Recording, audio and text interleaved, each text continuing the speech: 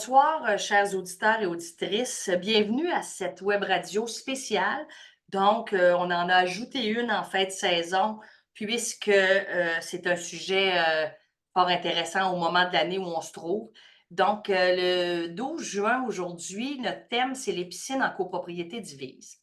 Donc, nous avons, comment je dirais, plein de questions pour notre séance ce soir.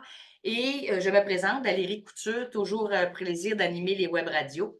Je suis accompagnée ce soir de Monsieur Daniel Delorme.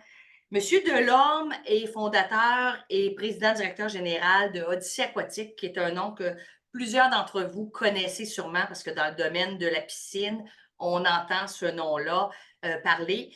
Et je tiens à préciser, avant de souhaiter la bienvenue, merci de m'accompagner, Monsieur Delorme, que M. Delorme a une expertise de 56 ans dans le domaine. Alors, c'est un grand plaisir pour moi de vous accueillir, Daniel Delorme. Merci d'être avec moi. Bienvenue. Alors, ce soir, on va vous jaser de tout ce qui englobe les plans d'eau parce que le rôle de Odyssée Aquatique, je tiens à le préciser, c'est des conseillers en gestion et en opération de plans d'eau publics. Donc, vous allez voir qu'on va élargir, on n'est pas juste dans la piscine ou le tourbillon, là, on va élargir ça assez grandement. On voit l'affiche de Maître Jolicoeur qui a dû nous fausser compagnie, malheureusement, ce soir, ne pouvant pas se diviser en deux, voire même en trois. J'ai accepté avec M. Delorme de procéder quand même en l'absence de Maître Jolicoeur, puisque c'est important de la tenir, cette web radio-là. Et avant de débuter avec M. Delorme et les questions de nos auditeurs que nous vous invitons à poser, et pour ceux qui sont sur le Zoom, on doit, s'il vous plaît, noter votre adresse courriel pour qu'on puisse vous répondre, puisque Maître Jolicoeur n'est pas là pour répondre en temps réel à vos questions que je pourrais lui refiler. Nous voulons nous assurer que vous avez réponse à vos questions toujours durant nos web radios. Et l'équipe qui est avec moi derrière de Lanceny et de Gabriel aideront à ce que les réponses soient données. Donc, M. Delorme, on va patienter un petit peu puisqu'on va à la suite de merci à Odyssée Aquatique de commanditer la web radio. Je le rappelle toujours, les web radios, les commanditaires sont là vraiment pour aider le maintien du site Condo Légal qui doit se mettre quotidiennement avec des nouveautés, etc., etc. Donc, merci aussi au RGCQ que je rappelle à chaque web radio, à nos gens qui nous écoutent, copropriétaires ou administrateurs ou fournisseurs, d'être membres du RGCQ. C'est un regroupement des gestionnaires et des copropriétaires du Québec qui est fort solide et qui forme les gens, qui donnent des présentations comme des webinaires informatiques, des colloques, etc., etc., dans la formation. Donc, le RGCQ nous accompagne avec le support technologique, avec la présence de Lanceny. Donc, comme je vous ai dit, on va présenter une courte web radio d'à peu près tout près de 15 minutes que j'ai enregistrée ce matin avec Maître Jolicoeur pour nous permettre de répondre à certaines questions sur la légalisation du déroulement d'un bassin d'eau, d'une piscine en copropriété, les règles et tout, et on va pouvoir la démarrer. Donc, Gabriel, quand tu seras prêt, s'il vous plaît, tu pourrais démarrer la vidéo.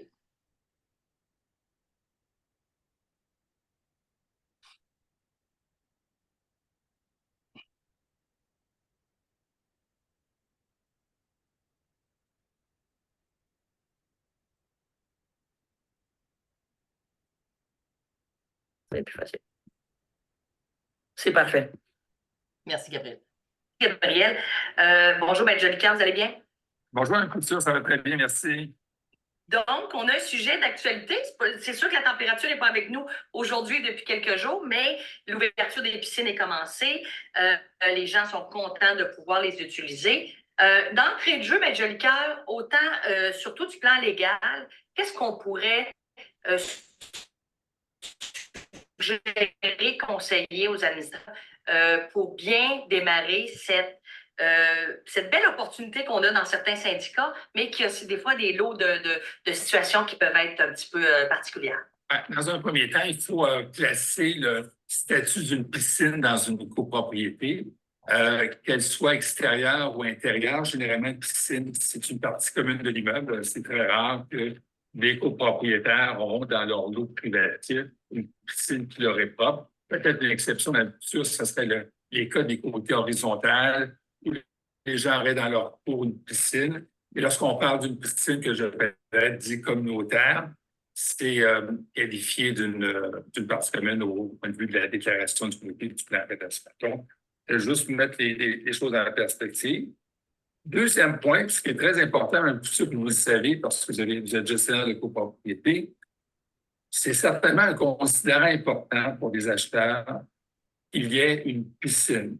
Souvent, un acheteur va se dire, ben, je vais acheter dans tel immeuble, oui, parce qu'il y a une belle piscine, ça va être utile, je vais pouvoir relaxer la piscine. Donc, cette composante-là est qualifiée au point de vue juridique d'un élément qui relève de la destination d'immeuble. C'est important de le mentionner parce que les administrateurs d'une copropriété sont les gardiens de la déclaration de copropriété. Donc, ils doivent s'assurer que la déclaration soit respectée, mais que les composantes de l'immeuble soient fonctionnelles parce que les gens vont s'en plaindre. Donc, toutes les décisions qui ne relèvent pas de l'entretien, un exemple de la peinture, tout ce qui changerait l'objet même d'une piscine relève de l'Assemblée des copropriétaires parce que ça fait partie de la destination d'immeuble. Imaginons, à l'esprit, on a une piscine dans le cour arrière, puis on se dit, ben là, il n'y a pas grand monde qui y va, on va la remblayer. On va dire qu'on va y mettre fin. Ou encore, le voisin vous approche, vous dit, ben, écoutez, on aimerait ça avoir ce bout de terrain-là. Puis là, on dit, ben, on a une belle piscine, mais on ne s'en sert pas. Ça vaut cher. Ben, on décide de la vendre. Bon. Alors là-dessus, il faut comprendre que c'est, au point de vue juridique, considéré comme un acte d'aliénation immobilière qui est visé par 1097, on parle d'une majorité renforcée. Mais on pourrait dire aussi que pour vendre des piscines ou pour la remblayer, ben, ça va nécessiter une majorité très importante. On parle de 1098 du Code civil du Québec. On parle d'une majorité double. Ça n'a pas été changé par la réforme du projet de loi 16, c'est-à-dire 90 des voix de toute la copropriété favorable et 3/4 en nombre de copropriétaires. Alors là, vous le savez, vous en gérez. Pas facile d'avoir le quorum, encore moins facile d'obtenir une majorité comme ça.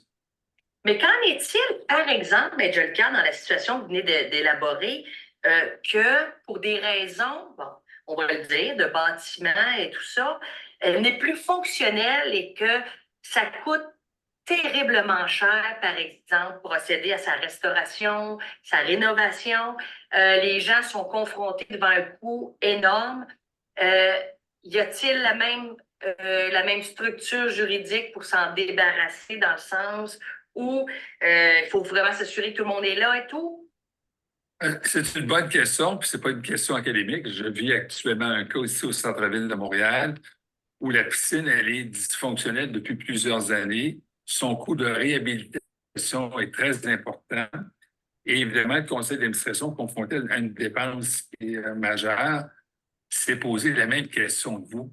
Est-ce que, face à une piscine dysfonctionnelle, matériellement vétuste, est-ce qu'on peut dire simplement, comme conseil d'administration, bien là, on ferme ça, on ne s'en sort pas? Bien, la réponse est non, parce que la décision n'est pas de la compétence du conseil d'administration, mais de l'Assemblée des copropriétaires, la majorité dont je viens de vous mentionner. Donc, peu importe l'aspect monétaire, on doit transmettre, passer par les mêmes voies que vous venez d'expliquer. Oui, absolument.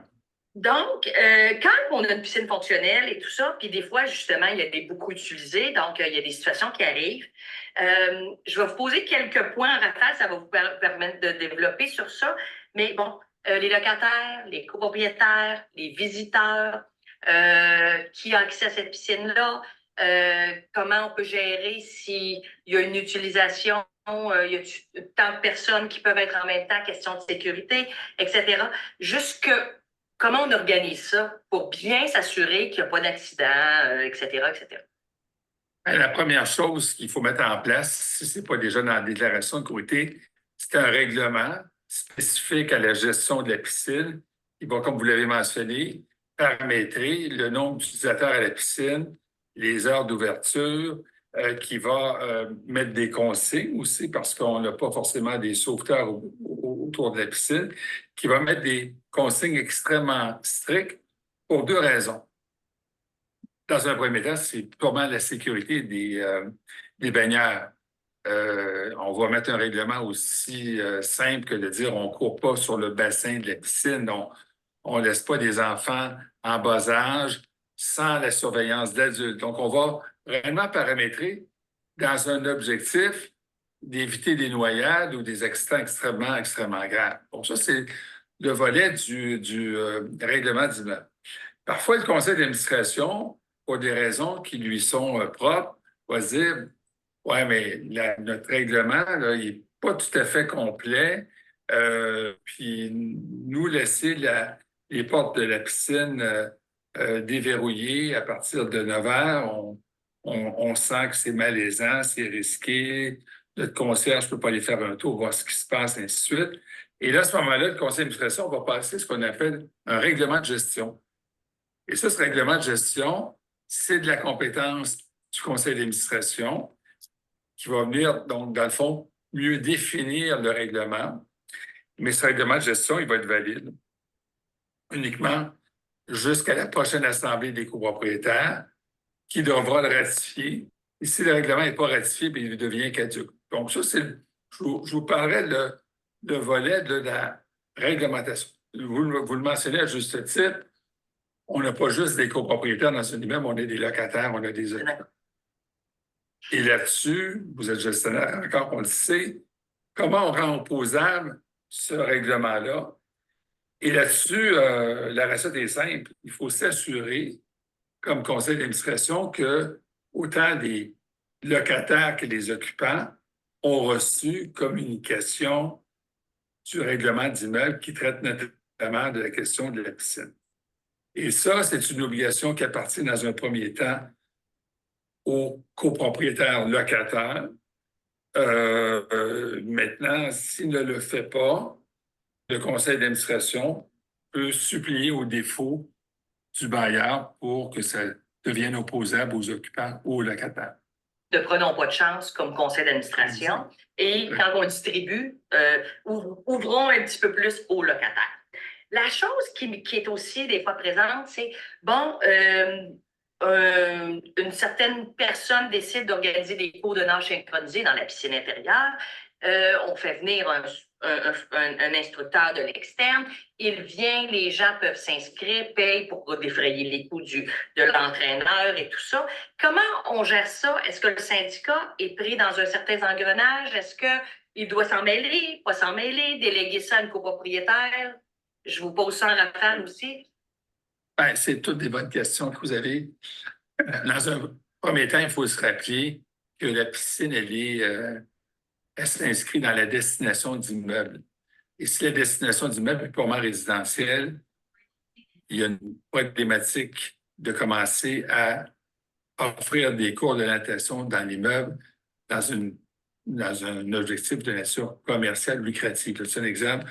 On va chez Provigo puis on met une affiche cours de natation à l'immeuble, le syndicat des courtiers de la rue du Paradis. Bien là, on sort, dans le fond, des paramètres d'une déclaration de courtier. Et l'autre chose aussi, c'est qu'en assurance, ça devient ce qu'on appelle un accroissement du risque assurable et l'assureur pourrait considérer que c'est un nouveau risque qu'il ne veut peut-être pas couvrir. Donc, c'est avant toute chose une piscine dédiée aux copropriétaires, locataires occupants et parfois aux visiteurs. Et c'est là qu'il faut, dans le fond, bien définir dans le règlement d'immeuble le nombre de personnes autour du bassin de la piscine, jusqu'à combien de visiteurs on peut avoir à la piscine. Les enfants, moi je suis grand-père, est-ce que mes petits-enfants peuvent aller à la piscine? Qu'est-ce que dit le règlement? Donc, là, on est précis. Moins les risques de contentieux existent parce que les règles sont claires. Mais j'ai le cas, vous êtes grand-père, vous avez un condo dans l'immeuble, le syndicat du Paradis. La piscine est super belle, il y a même une glissoire. Vous décidez de faire la fête d'une de vos petites filles là-bas. Est-ce que le syndicat qui n'est pas au courant, vous ne les avez pas avisés, vous êtes en infraction? Est-ce que le syndicat peut refuser des événements comme ça au pourtour de sa piscine? Est-ce que c'est différent que la salle commune pour faire une réservation pour une fête, etc.? Ben, là-dessus, je vous dirais que c'est le règlement d'immeuble qui va venir paramétrer le tout. Il faut lire attentivement le règlement pour voir effectivement ce qui est permis et interdit. Dernière chose, parce que je suis pris un peu dans un concours de circonstances qui malheureusement ne me permet pas qu'on soit en live comme on le fait d'habitude. Oui, c'est ça. On est à distance. J'aurais peut-être juste passé très rapidement sur les règles de sécurité parce que je pense qu'il ne faut pas perdre de vue que sans sanction, sans clause pénale, ben, votre règlement a peu d'utilité. Donc, il faut vraiment réfléchir à introduire une clause pénale dans l'acte constitutif de copropriété si ce n'est pas déjà fait pour sanctionner. Puis l'objectif d'avoir une clause pénale, c'est pas de mettre le monde à l'amende, c'est juste de faire un peu peur aux gens qui feraient n'importe quoi. Merci, M. Jolicoeur. Oui. Mais j'aurais une autre petite question avant que vous nous quittiez puis que vous terminiez. Mais j'aimerais qu'on parle un copropriétaire qui loue. Est-ce qu'il peut continuer d'utiliser la piscine parce que son locataire l'utilise, sont deux?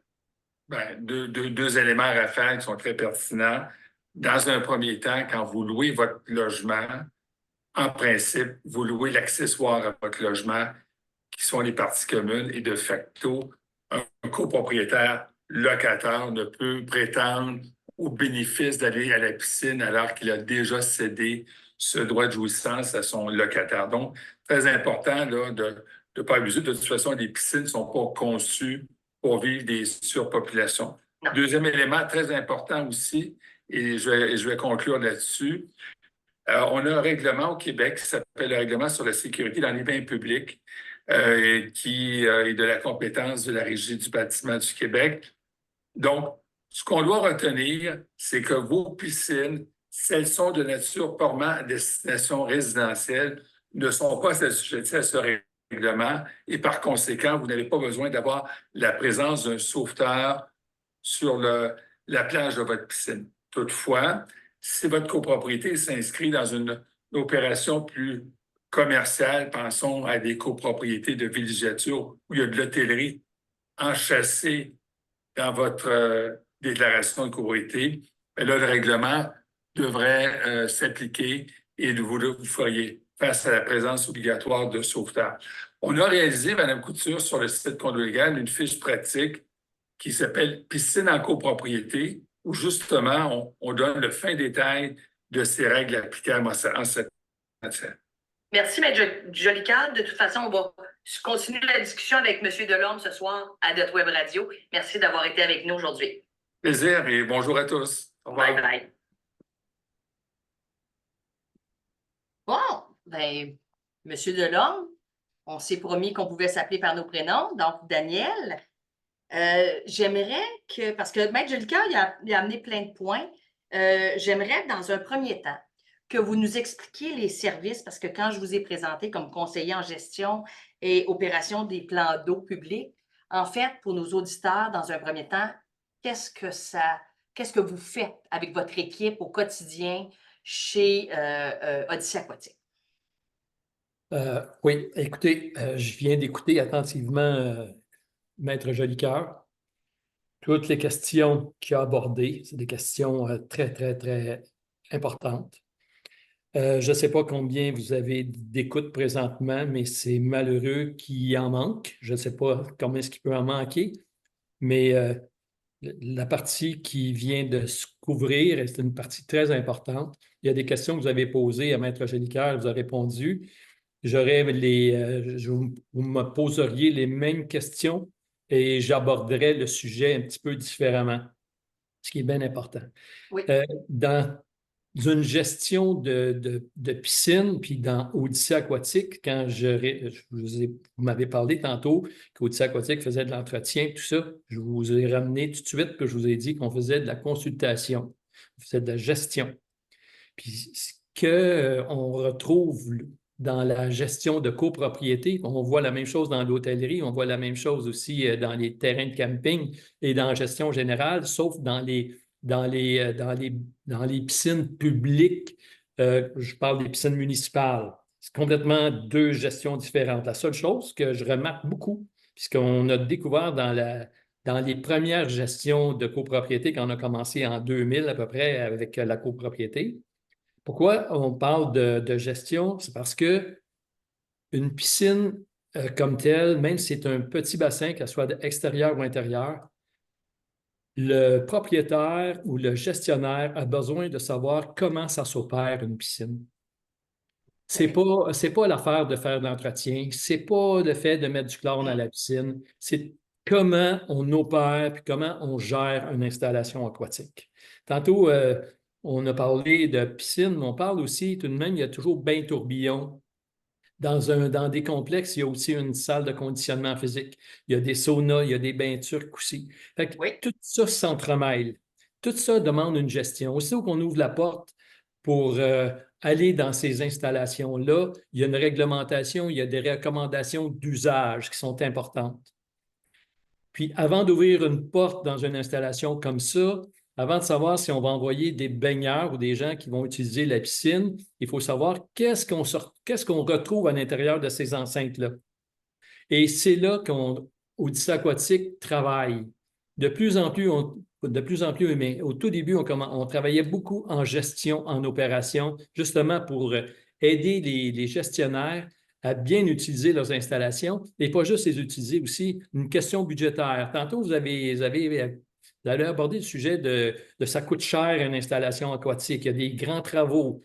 Mais Odyssée Aquatique, ce qu'il fait aussi avec ses gestionnaires, c'est qu'il les dirige dans les entretiens de piscine. Tantôt, quand je vous disais que j'ai passé 20 ans de ma vie à la piscine olympique de Montréal, c'est une installation qui a une valeur de 8 millions de dollars. On avait des budgets de 3 millions par année pour gérer ça. L'entretien, le traitement de l'eau, la surveillance, les conseils auprès de notre clientèle. Puis ce qu'on oublie souvent dans toute cette gestion-là, puis ça, c'est une remarque que je fais partout, c'est l'éducation des gestionnaires et l'éducation des gens qui utilisent la piscine, mais aussi, si je prends l'ensemble de toutes les piscines qu'on traite en copropriété, puis si vous me demandez combien de monde passe dans une piscine intérieure dans une journée, je vous dirais 12. Sur 12 heures d'opération. Peut-être un peu plus les fins de semaine. Dans le fond, pour une copropriété qui a 90 appartements, calculé, ça veut dire à peu près 200 personnes qui vivent là-dedans, puis il y en a 12 qui viennent se baigner. En quelque part, quand arrivent des frais d'entretien, des frais de mauvaise gestion, bien, c'est sûr que le reste de la population de l'immeuble, dans une assemblée, va être un petit peu... ça se peut qu'il ne soit pas tellement de bonne humeur de savoir que je suis obligé de payer pour les autres. Fait que dans le fond, Odyssée Aquatique, c'est un peu la base d'Odyssée Aquatique, c'est de s'asseoir avec les gens qui ont une piscine en copropriété ou dans n'importe quel domaine dans lequel on traite, mais de s'assurer qu'ils fassent une bonne gestion de leurs installations. Puis là, Maître Gelliqueur a parlé de règlement, on parle oui, c'est sûr qu'on parle de règlement, mais comment on les traite, les règlements? Puis comment on écrit un règlement? Puis où on les prend, ces règlements-là? Parce que oui, il y a des règlements obligatoires, puis aussi, il y a des recommandations d'usage. Je vais donner juste un exemple. Un bain tourbillon, bien, un bain tourbillon, c'est un bassin d'eau chaude dans lequel on traite notre santé.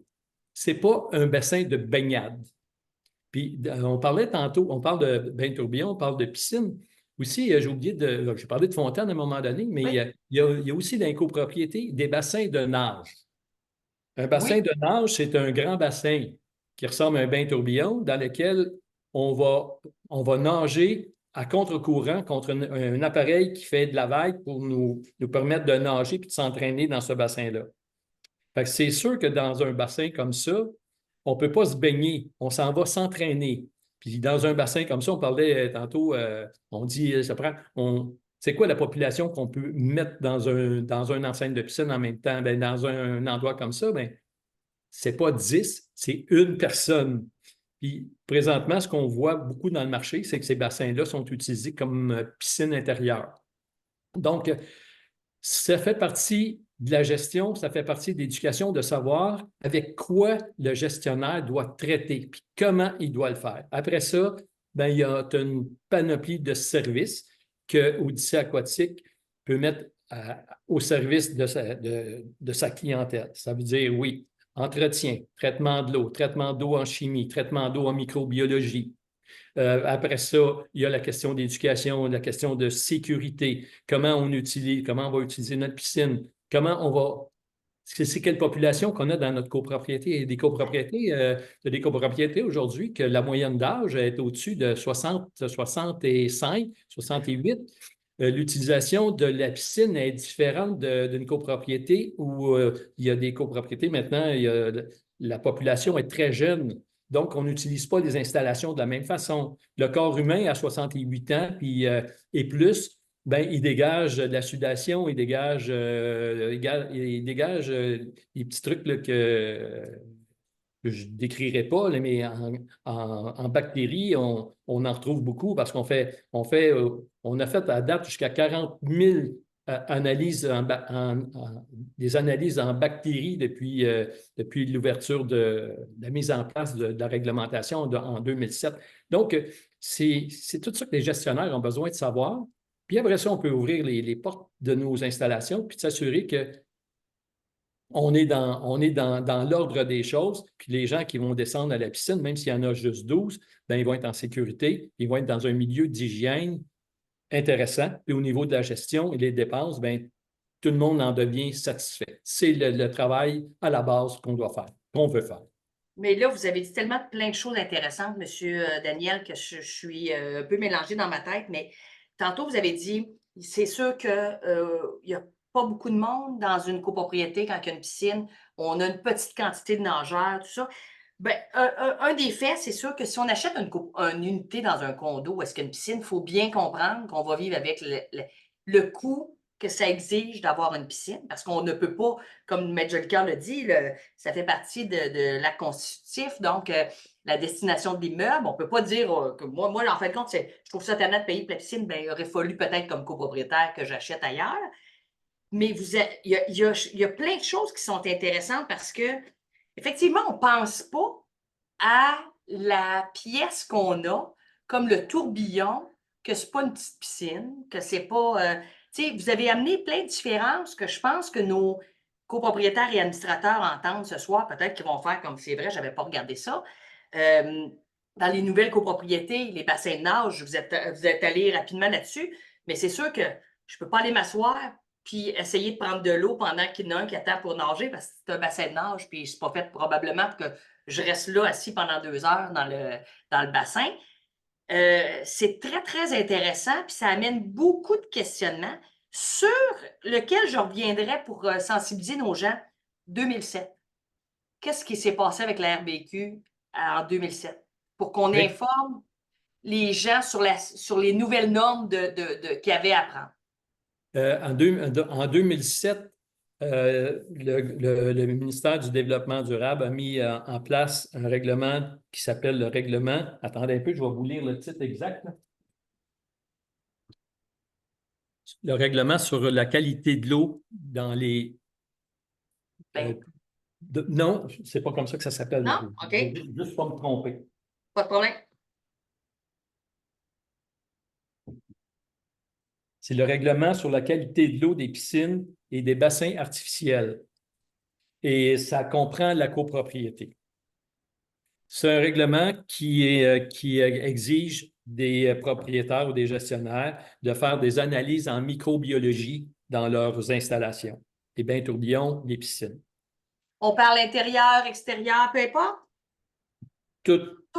Tout bassin intérieur, extérieur confondu. OK. On ne parle pas de fontaine, on parle de piscine où c'est une activité humaine. Un bain tourbillon, la même chose. Bassin de nage inclus.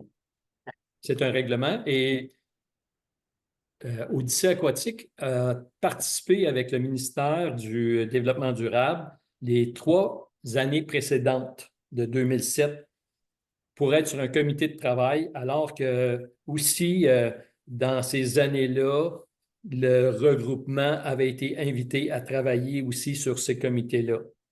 Et Odyssée aquatique, ben, par la force des choses, parce qu'Odyssée aquatique aussi, dans ma longue carrière, personnellement, j'ai mis sur pied une association qui s'appelle l'Association des responsables aquatiques du Québec, qui regroupe toutes les piscines municipales du Québec. C'est une association qu'on a créée en 1976-77 et aujourd'hui qui regroupe 225 municipalités au Québec. Et par la force des choses, ben, j'avais été invité à travailler sur la réglementation avec le ministère du Développement durable. Donc, pendant ces 3 années de travail-là, ben, j'avais commencé à informer la clientèle que nous avions pour qu'ils voient dans leur budget qu'il y a une nouvelle réglementation, une nouvelle dépense qu'ils devaient mettre dans leur budget. Et à partir de là, ben oui, le 1er janvier 2007, notre clientèle à nous était prête. J'avais déjà un laboratoire accrédité avec lequel on travaillait pour mettre notre clientèle c'est-à-dire mettre la clientèle dans les normes, de notre La clientèle dans les conformité. normes. Oui, c'est ça. Fait que aujourd'hui, tout ça, c'était pour traiter les bactéries. On parle de E. coli, on parle de staphylocoque, de pseudomonas, de turbidité de l'eau. Et ça, c'est pour des piscines intérieures, la réglementation mais exige qu'il y a des analyses aux 4 semaines dans ces bassins-là. Et pour les piscines extérieures, c'est un petit peu plus rapide. C'est des analyses aux 2 semaines qu'on doit faire dans ces bassins-là. J'aurais pensé le contraire, puisqu'à l'intérieur, humidité plus des bactéries ou ces choses-là, mais ça veut dire que ce que vous êtes en train d'expliquer, là, c'est que si on a une piscine avec notre copropriété, une fois par mois, 4 semaines ou aux 2 semaines, dépendamment si c'est intérieur ou extérieur, j'ai un professionnel qui vient sur place pour faire cette vérification-là, parce que sinon, je suis pas légal. Vous n'êtes pas légal. Puis là, je vous reprends juste un petit peu. Ce n'est pas un professionnel qui va passer chez vous chercher un échantillon d'eau. Pour notre exemple à nous, c'est des préleveurs qu'on a formés, des gens là, qui sont à la retraite, qu'on a formés, sont formés par le laboratoire. On suit les exigences du ministère du Développement durable. Eux, ce qu'ils font, c'est qu'à toutes les 4 semaines, selon un calendrier préétabli avec les clients, on va chercher de l'eau, on les amène chez Odyssée aquatique. Et Odyssée aquatique on travaille avec un laboratoire accrédité qui s'appelle le laboratoire H2 Lab.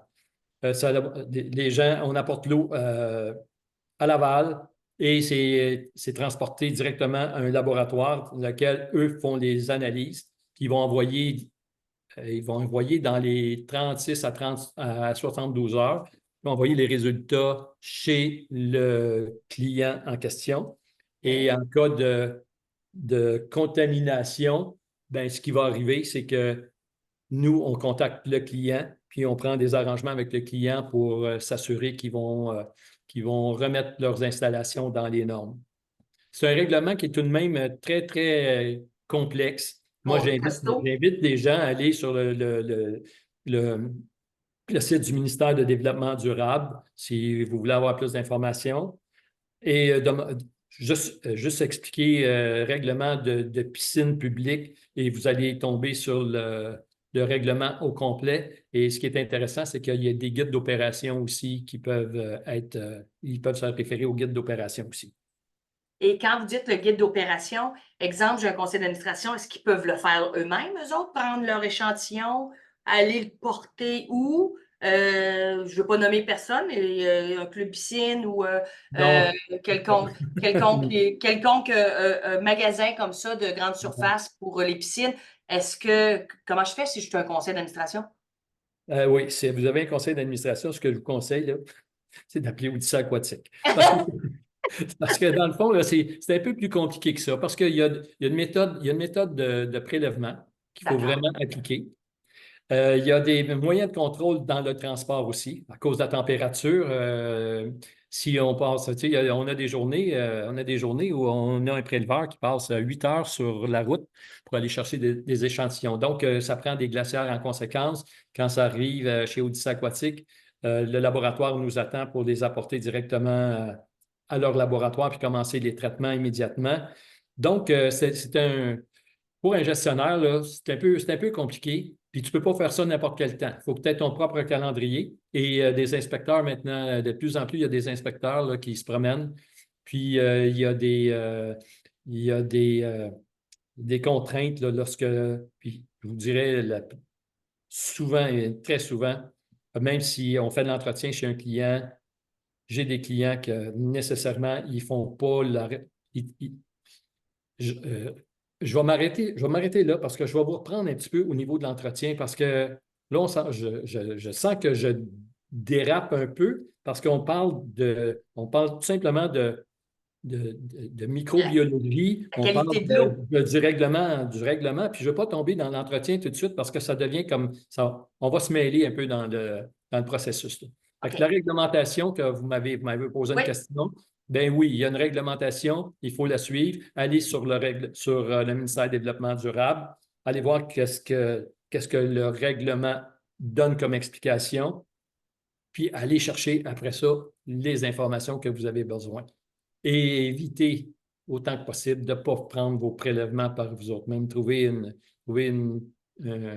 une fournisseur. entreprise qui va le faire pour vous ou un laboratoire qui va le faire pour vous.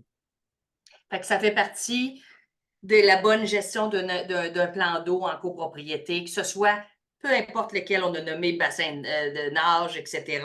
Il faut mettre au budget d'avoir un service professionnel qui va s'occuper de ça pour garantir une qualité de l'eau dans notre syndicat de copropriété.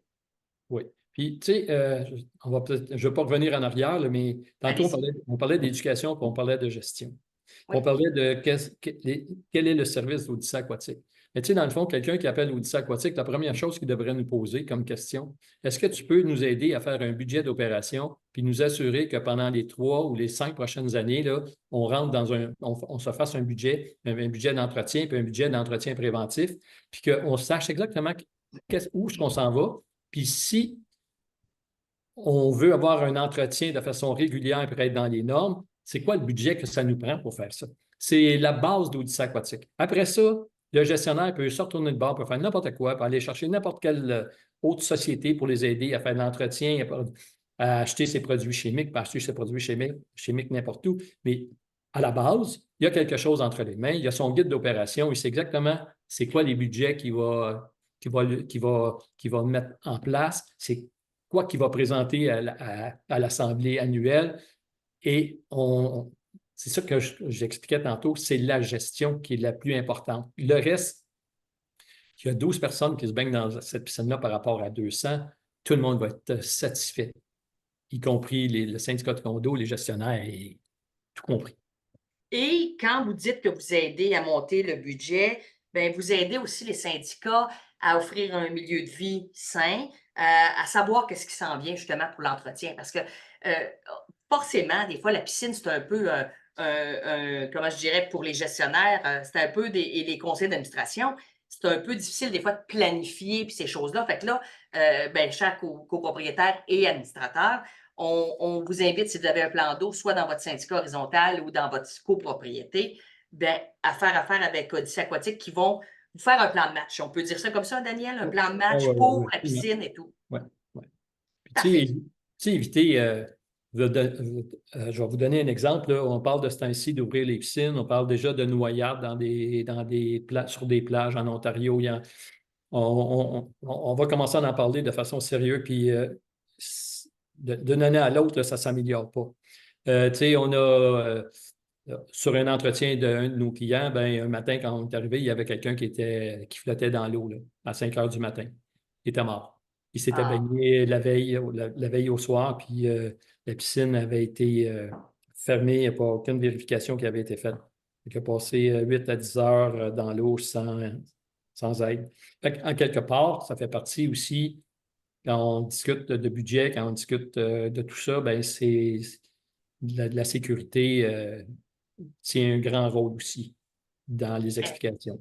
Parfait. Fait que c'est inclus aussi dans votre organisation, Absolument. s'assurer que, bon, je donne un exemple, la bouée est là, tous les outils d'équipement, tout ça. Oui.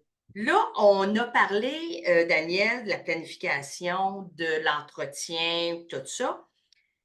Mais est-ce que vous pouvez donner des consignes à nos administrateurs, nos copropriétaires, de se poser des questions si, je ne sais pas, qu'est-ce qu'on doit faire comme entretien? Tantôt, on a parlé d'acheter du matériel, du chlore, du sel, peu importe quelle composante nous avons. Euh, est-ce que, comment je dirais, est-ce que il y a des inquiétudes? Est-ce que notre copropriété n'entretienne pas bien la piscine? Si on ne voit pas personne prendre des tests d'eau, ces choses-là? Ben oui. Parce que la réglementation est assez précise. La réglementation, je parlais tantôt du ministère de l'Environnement, est assez précise dans ce qu'on va parler présentement. Parce que, tu sais, le ministère demande qu'on prenne des analyses de chimie de l'eau à toutes les 3 heures à partir du moment où on ouvre la piscine jusqu'à sa fermeture. Ça, c'est contraignant. Puis ça, À on le peu voit, près. nous autres. C'est très, très contraignant. Puis quand on a une piscine qui est ouverte 24 heures par jour, tu sais, des endroits, dans la Oui, copropriété, on sait que la piscine est ouverte 24 heures par jour. Quand oui. on parle de gestion, ben, dans notre gestion, c'est peut-être pas nécessaire d'ouvrir une piscine 24 heures par jour. Parce qu'il faut tout de même Ouais. l'entretenir, il faut le surveiller. Puis souvent, ben, les concierges, je dirais, on retrouve souvent la conciergerie dans ces installations-là. Des fois, on n'en trouve pas ou ils viennent passer juste 2, 3 heures par jour. Fait que, c'est très contraignant. Fait que la plupart des copropriétés ont une grosse difficulté à maintenir l'entretien comme tel. Parce que oui, il faut faire des tests de chlore. Des tests de chlore, mais c'est le test de chimie qu'il faut qu'on fasse 3 fois à toutes les 3 heures. Il faut qu'on entretienne tout de même la piscine. Tu sais, Oui. quand on prend notre bain puis qu'on vide le bain, là, il reste un cerne, hein? Bien, Il dans faut la piscine, laver.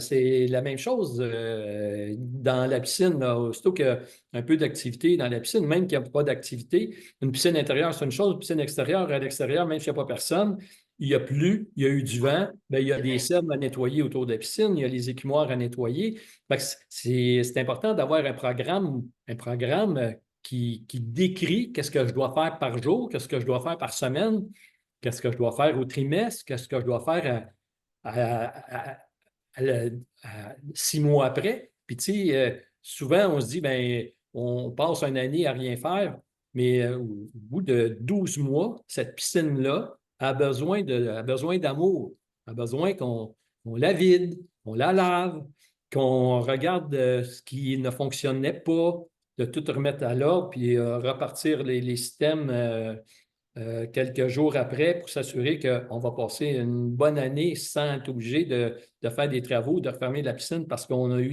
oublié de faire des choses. Fait que l'entretien d'une piscine, tantôt aussi, tu sais, il y a le fond de la piscine aussi. Ben oui, Certainement que vous savez quand je vais parler de passer l'aspirateur. c'est ça, j'allais dire, parce que des fois, on dit, ah, notre concierge, il passe l'aspirateur tous les jours, c'est propre chez nous. Ben là, à force de vous parler, Daniel, là, il n'y a pas juste la balayeuse qu'il faut qui opère, là. OK, je vais vous donner un petit truc avec ce que vous venez de me dire. Oui, Mon concierge passe l'aspirateur à tous les jours. Lui, il perd 2 heures de temps, ou 1 heure et demie, ou une demi-heure, ou 10 minutes, mais ou c'est déjà, peut-être plus, c'est oui, déjà trop, parce oui, qu'un aspirateur dans une piscine intérieure où il passe 12 personnes dans une journée, là, il y a une perte de temps énorme en entretien. oui. Et aussi, dans des systèmes de filtration qui sont convenables, puis qui sont dans la normale des choses, avec le système de filtration, les drains de fond, les écumoires et les retours d'eau, on peut travailler avec le système mécanique pour justement avoir une circulation d'eau qui nous évite de passer l'aspirateur à tous les jours. Fait que ça, c'est encore là, c'est une question d'éducation de la gestion ou du service d'entretien sur place. Et aussi, ce que je vois la plupart du temps, c'est qu'on passe l'aspirateur pendant qu'il y a des baigneurs dans l'eau. C'est tu sais, si on veut vraiment retirer ce qui a été déposé dans le fond d'une piscine, là, Ça marche pas. ça prend à peu près 8 heures de repos à la piscine pour qu'on puisse récupérer ce qui s'est déposé dans le fond de la piscine. En quelque part, on fait ça. On fait ça dans un moment où la piscine a été en repos pendant un certain temps, quitte à ce qu'on la ferme pour un 3-4 heures, s'assurer qu'on puisse faire le travail convenablement. Puis dans ces conditions-là, mais si on le fait comme il faut, bien, c'est sûr qu'on ne passera pas notre temps à passer un aspirateur dans le fond de la piscine. C'est ça. Et je déborde sur le fameux robot qu'on peut acheter, Oui, qu'on met oui. dans une piscine. Tu sais, les robots qui existent présentement, là, on peut en avoir un à 500 puis on peut en avoir un à 8500. On peut en avoir un pas intelligent puis un intelligent.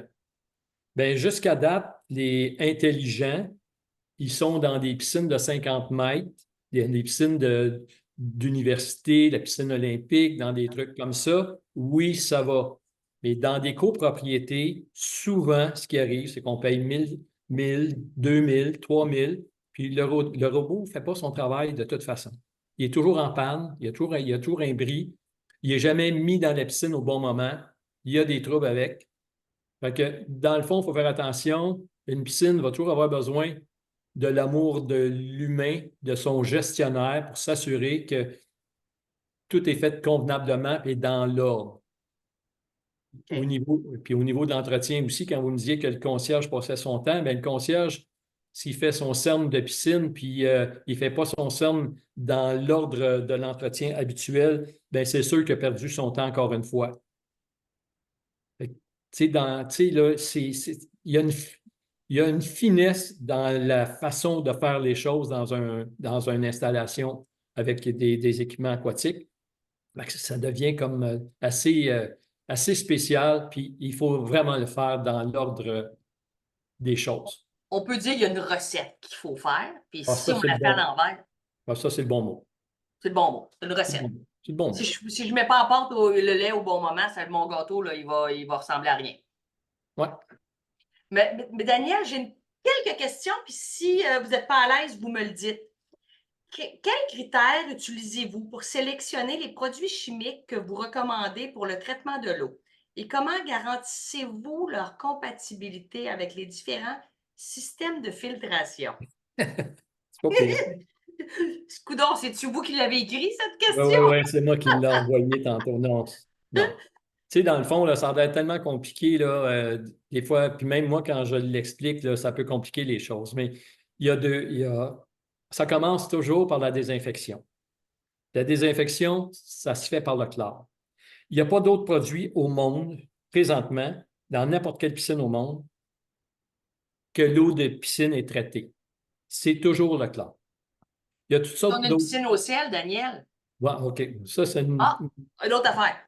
Non. Ben oui, puis non. Parce OK. que lorsqu'on met du sel dans une piscine, il y a une quantité de sel qu'on doit mettre dans une piscine par rapport à son volume d'eau. Cette eau-là circule au travers d'un système de filtration, puis il va traverser une cellule électrique. En traversant la cellule électrique, l'autre côté, ça devient du chlore. Fait que le sel est transformé par son eau de piscine en chlore. Donc, dans votre piscine, oui, on traite au sel, mais dans le fond, la désinfection se fait au chlore. Puis les normes de chlore, les analyses qu'on fait dans l'eau de la piscine, même s'il y a du sel, bien, se fait avec des analyseurs de chlore. Ah, OK, intéressant, intéressant. Fait que c'est la question de Mme Sophie là, sur le traitement. Tout ça, vous avez commencé par le chlore, puis je vous ai interrompu, désolé. C'est correct. Après ça, bien, on travaille avec du pH pour équilibrer le pH de l'eau. Un pH de l'eau doit être maintenu toujours entre 7,2 et 7,8 selon les analyses qu'on doit faire. Donc, les petits bâtons qu'on a, puis tout ça. Là. Oui. Et tu sais, les petits bâtons, là, idéalement, dans la copropriété, dans les analyses d'eau, les petits bâtons, là, comme vous dites, là, ils devraient disparaître. Ça devrait disparaître sur le marché. Je vais vous expliquer pourquoi. Parce que si on prend un bâton, puis on le met dans une eau on voit rarement ça dans l'eau d'une piscine parce que le taux de chlore dans une piscine n'est pas nécessairement haut.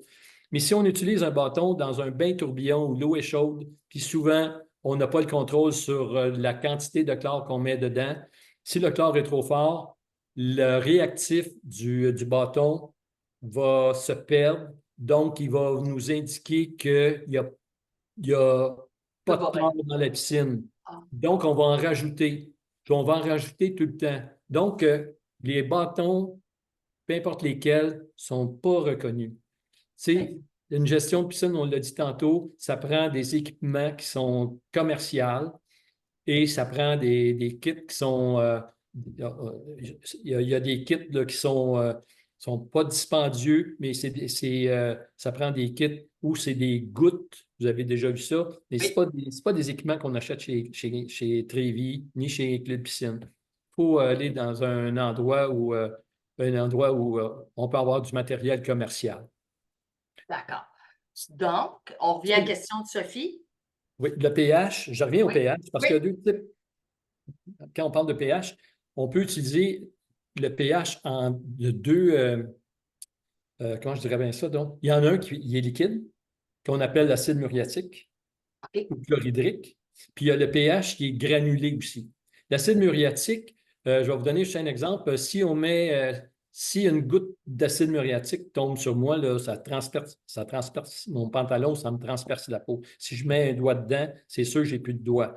Et ça, on en retrouve encore trop dans les installations. C'est un produit qui est très, très nocif, un produit qui est très dangereux, alors que le pH granulé, c'est un pH on peut mettre les mains dedans et il fait le même travail que l'acide muriatique, il est beaucoup plus sûr.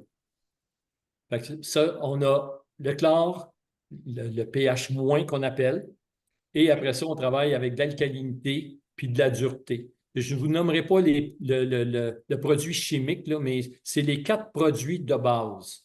Qu'on a comme un bon kit. Oui, c'est avec ça qu'on traite l'eau de la piscine. Puis là, il y a selon les volumes d'eau, etc., puis les calculs qu'on doit faire, bien, on va arriver avec une qualité d'eau qui est dans les normes de façon permanente. Tout autre produit que vous pourriez me nommer, Ça va en poubelle? c'est tout d'excédent, puis c'est toute de la dépense pour rien. Bon, OK. Excellent, ça. Ça peut créer des économies. On a une autre question, M. Delorme. En tant que copropriétaire dans une grande copropriété de M. Savoie, piscine de plus de 200 mètres carrés, nous avons des préoccupations concernant la formation d'algues pendant les périodes de forte chaleur. Quel type de traitement spécifique ou d'appareil recommandez-vous pour ce problème? Tantôt, on a parlé de sécurité, on a parlé de gestion, on a parlé de tout ça. On n'a jamais parlé de la salle mécanique, puis des systèmes de filtration, des systèmes de traitement d'eau. La plupart des bains tourbillons que je traite, c'est toujours traité de façon à peu près manuelle. Donc, on ne sait pas qu'est-ce qu'on met dans le bain tourbillon. On ne sait pas les quantités exactes. On met du chlore, c'est rare un bain tourbillon au sel, là, j'en connais pas trop, là. Mais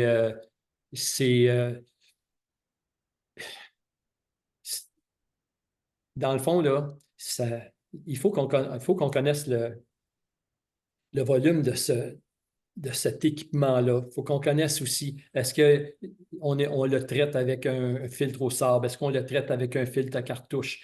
Est-ce qu'il est au niveau, quand je parle de filtration, est-ce qu'au niveau du traitement d'eau, est-ce qu'on a un système pour le traiter et le contrôler?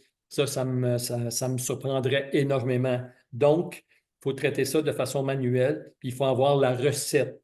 Puis pour avoir la recette, pour parler à des spécialistes, des gens, là, parce qu'un bain tourbillon, comme vous me parlez, habituellement, là, il y a un bon volume d'eau, mais il reste que je n'ai pas assez de détails pour vous donner une réponse précise. Mais tout ça dépend de son entretien. On parle d'un bain tourbillon, si je ne me trompe pas, hein? On dit une piscine, attendez, là. On piscine? dit une piscine de plus de 200 mètres carrés.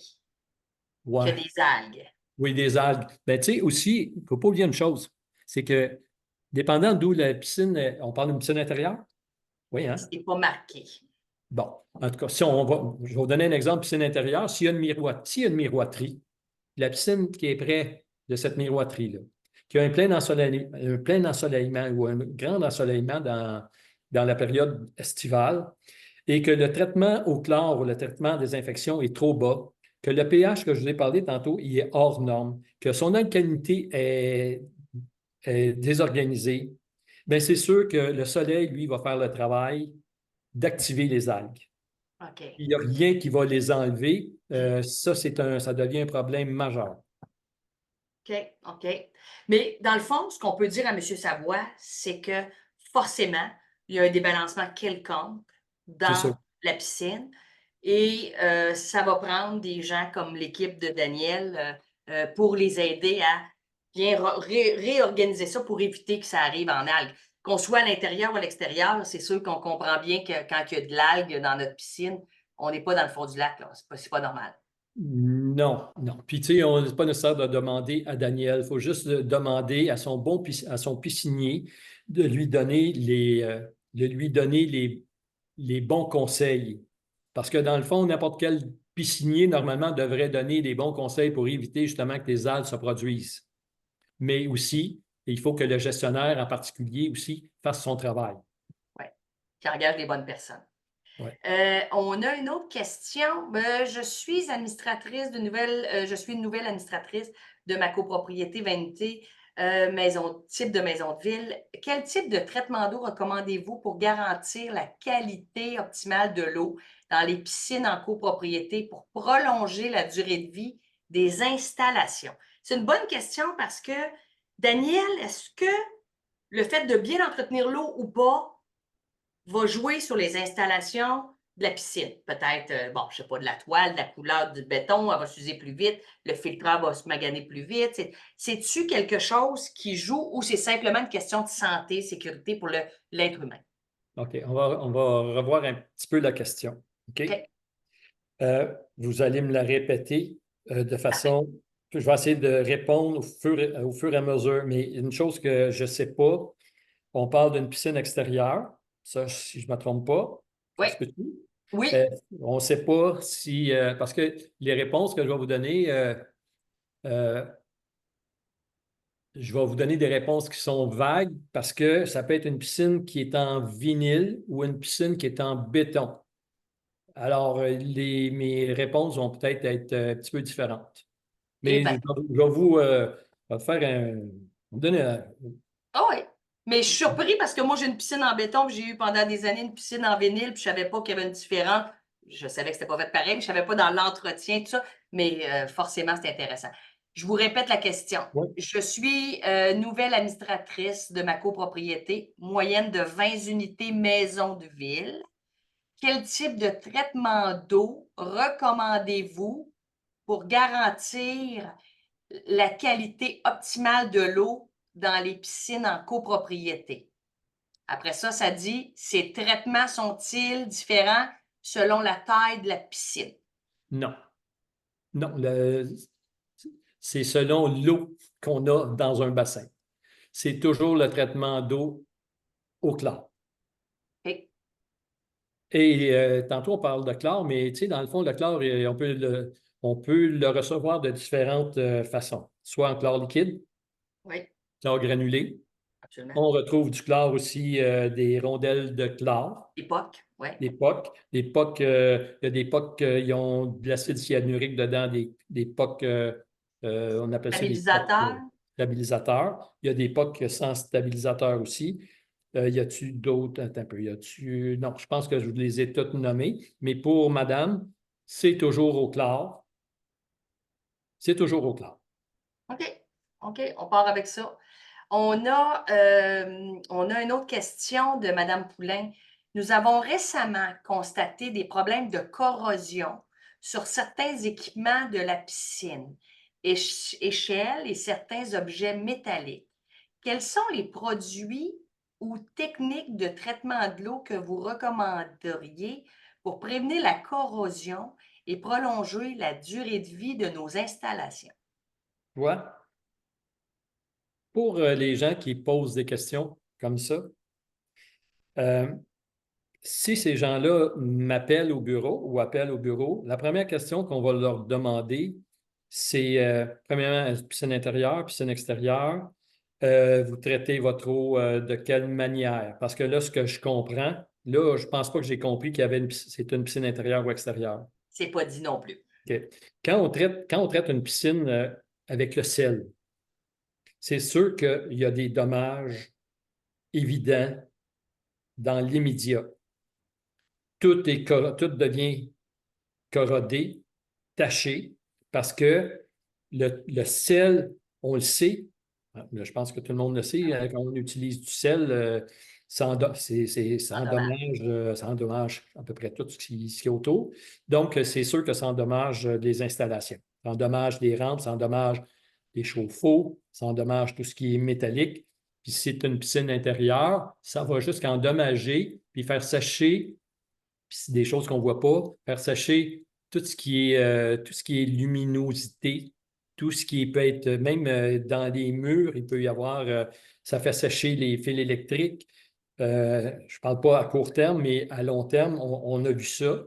Mais ce que je comprends de madame, c'est que ça serait traité probablement au sel, ou si c'est traité juste au chlore, c'est que son balancement de chimie de l'eau, c'est le balancement de sa chimie de l'eau que je vous ai parlé tantôt, qui produit ces effets-là sur ce qu'elle nous parle. C'est sûr. Parfait. Merci, Daniel. Là, j'ai peut-être des questions plus. Monsieur Dubois, nous envisageons de rénover notre piscine qui est vieille de plus de 20 ans. Notre piscine montre des signes d'usure et nécessite une rénovation majeure. Quelles sont les principales considérations à prendre en compte pour garantir que la rénovation soit conforme aux normes actuelles et améliore l'expérience des utilisateurs? Une piscine de 20 ans. Ouais. C'est d'avoir un très, très bon conseiller qui va travailler conjointement avec eux pour vraiment évaluer sur place la situation. Parce que comme ça, pour répondre à une question comme ça, dans une soirée comme la nôtre, c'est très difficile de répondre à tout ça. Puis ça dépend de la dimension, ça dépend de la grandeur. Il y a tellement de facteurs à faire là-dedans parce qu'on parle de piscine, mais il ne faut pas oublier que la piscine, il y a une plage autour de la piscine, il y a des écumoires, il y a des drains de fond, il y a des lumières sous-marines, il y a la salle mécanique aussi. Qu'est-ce qu'on veut y faire? Quel est le budget qu'on a pour le faire? Parce que des fois, on veut tout faire, mais on n'a pas le budget, mais on peut traiter cette installation-là sur une période de 5 ans, 6 ans pour la ramener dans des conditions normales, dans des bonnes conditions. Mais ça prend vraiment le temps d'y réfléchir puis d'être sur place pour évaluer la situation. Tu sais, Le béton, plan de match. oui, parce que le béton d'une piscine après 20 ans, si la piscine n'a pas été, elle n'est pas fissurée ou si la céramique en bordure n'a pas été, n'est pas endommagée, tu sais, c'est toutes des choses qu'il faut regarder là. C'est un bon projet pour la copropriété. Puis c'est important de s'assurer d'avoir les bonnes personnes pour les aider à faire ça. Puis des fois, tu sais, des entreprises vont faire des soumissions, puis c'est des soumissions qui sont gratuites, soumissions qui sont gratuites. Mais je pense que ça, pour ces gens-là, il faut prendre le temps de dire, OK, on va demander à une compagnie spécialisée, on va payer pour faire les plans, la démarche. Puis après ça, ben, on va se donner, en même temps, on va se donner un plan pour mettre ça dans nos budgets. Fait que ça, c'est présentable après ça pour les propriétaires. Je sais qu'on a. Écoute, j'ai encore tellement de questions, Daniel, là, ce soir. On n'a même pas le temps. Il est rendu 8h05. On est supposé finir à 8h. Et on n'a même pas parlé des plans d'eau dans les syndicats de copropriété. Daniel, si ça ne vous dérange pas qu'on continue quelques minutes pour qu'on parle des plans d'eau qu'on a parlé tantôt avant de débuter la web radio, Oui. sur l'exemple de Griffintown et plusieurs quartiers où est-ce qu'on a bâti plusieurs syndicats de copropriété dans plusieurs coins de la ville et du Québec. On doit entretenir ça, ces petites fontaines d'eau-là, ou la fontaine qu'on a dans l'entrée de notre bâtiment, par exemple, qui est super belle. Vous avez mentionné des choses qui sont à faire sur ces composantes-là. Pouvez-vous nous en parler un petit peu pour nos auditeurs? Oui. Quand c'est une petite fontaine décorative qu'on a dans notre copropriété, parce que on en a beaucoup de clients qui ont des fontaines comme ça, puis que finalement, ils les ont abandonnées, ils ont fait d'autres choses avec. Parce que, Oui. premièrement, il y a du bruit, ça fait du bruit, il faut l'entretenir, ça vient vert, il L'humidité. manque d'entretien, puis les gens ne sont pas tellement trouvaient ça cute, mais à un moment donné, on met ça de côté. Mais ça, il faut les traiter pareil. Les fameux grands bassins que je vous parle, c'est des bassins, les grands bassins que je vais parler dans Griffintown, dans le fond, c'était des exigences maintenant gouvernementales parce qu'on veut récupérer l'eau. Dans ces bassins-là que je vous parle, l'eau de pluie est récupérée Oui. dans des puits en dessous des bâtiments. Cette eau-là, elle est traitée, elle est filtrée. Elle est remise dans ces grands bassins d'eau. Et cette eau-là sert à d'autres activités de besoin d'eau dans l'environnement là-bas. Mais quand on a pris ces installations-là en entretien, ben, pour une période estivale, je vous donne des chiffres là, parce que c'est important c'est important c'est important. Pour un entretien saisonnier, c'est entre 75 et 80 000 pour l'entretien saisonnier. Donc, un copropriétaire qui a acheté son immeuble, puis qu'il savait qu'il était pour avoir de l'eau dans le bassin, mais qui ne savait pas combien c'était pour coûter d'entretenir ces installations-là, c'est toute une surprise. Puis nous, on avait fait le constat avec les contracteurs parce Exact. qu'on À a part de été, là. on était impliqués avant d'avoir de l'eau dans ces bassins-là. Mais on savait très bien que quand on était pour prendre la deuxième année avec le syndicat de condo plutôt qu'avec le contracteur, bien, c'est sûr que le syndicat de condo, quand il a vu il y avait des budgets, il était obligé d'avoir des budgets de 80 000 pour faire l'entretien, bien, c'est sûr que ça a dégringolé, là. Ils ont plus fait l'entretien comme c'était. Ils ont diminué énormément, mais ils se sont retrouvés avec de l'eau verte, avec de la saleté à travers de ces bassins-là. Ils ont eu des gros problèmes. Fait que ça devient pour le gestionnaire, c'est un problème. Tu sais, c'est un problème. Fait que, C'est du faut qu'à la travail, c'est base, une gestion importante, là. oui, oui, oui, oui. Puis il faut que les gestionnaires sachent c'est quoi qu'ils ont comme installation. Parce que les systèmes de filtration, des systèmes de filtration pour recevoir l'eau de pluie, puis tu as un système de filtration pour traiter l'eau de ces bassins-là aussi. C'est beaucoup d'entretien. Puis vous imaginez le taux de chlore qu'on doit mettre dans ces installations-là. Donc, euh, quand on a un équipement comme ça, on connaît pas on connaît pas ce qu'on va faire avec. Encore là, il faut demander conseil. Il ne faut pas le traiter tout seul. Tu sais, ce que je vous parle, là, c'est qu'il y a ce grand bassin-là, puis il y a 5 piscines sur les toits aussi en même temps. Puis il y a 2 piscines intérieures. Fait que vous imaginez le budget que ça prend pour traiter cette copropriété-là ou ces copropriétés-là. Ouais. Fait que J'imagine bien, oui. Ouais. Exact. Mais écoutez, Daniel Delorme, on n'a même pas.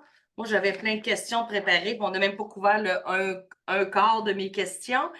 Mais en terminant, si je vous laissais le mot de la fin, si on appelle un fournisseur comme spécialisé comme Odyssée Aquatique, on risque d'éliminer nos problèmes de 80 avec notre piscine, notre bain nage ou notre tourbillon ou notre bain vapeur ou toutes nos installations qui sont des plans d'eau. Si j'ai le mot de la fin, ça peut être long, mais je vais vous écourter ça. On n'est pas à 2 minutes près, prenez votre temps. Non, mais il faut que j'y réfléchisse parce que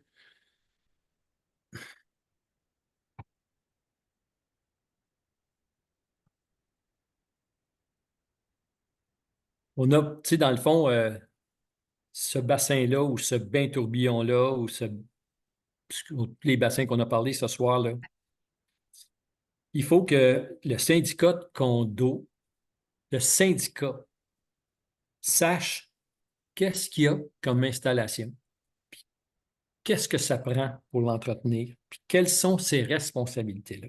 Souvent, ce qui arrive, c'est que c'est mis entre les mains des gestionnaires, en copropriété. Les gestionnaires en copropriété qui ont plusieurs immeubles aussi à traiter, puis qui ont dans leur gestion, ils n'ont pas nécessairement juste des piscines.